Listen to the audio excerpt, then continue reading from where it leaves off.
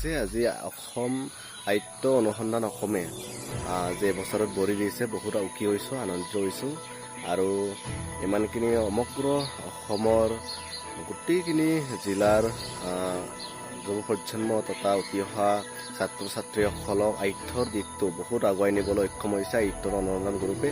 মই এইটোৱে ক'ম আজি গোলকীকৰণৰ যুগত ইমানখিনি যে কামখিনি আগবাঢ়ি লৈ গৈছে, গতিকে বহুত শুভেচ্ছা জনাইছোঁ। সাহিত্যৰ অনুসন্ধান গ্ৰুপে আৰু আগবাঢ়ি যাওক আৰু যুৱ প্ৰজন্মক উৎসাহ দিয়ক আৰু এই গোলকীকৰণৰ যুগত ইণ্টাৰনেটৰ যুগত তেনেকৈ আমি আগবাঢ়িব লাগিব আৰু ইমানখিনি লিখা মেলাৰ ক্ষেত্ৰতে বহুত আগুৱাই নিছে।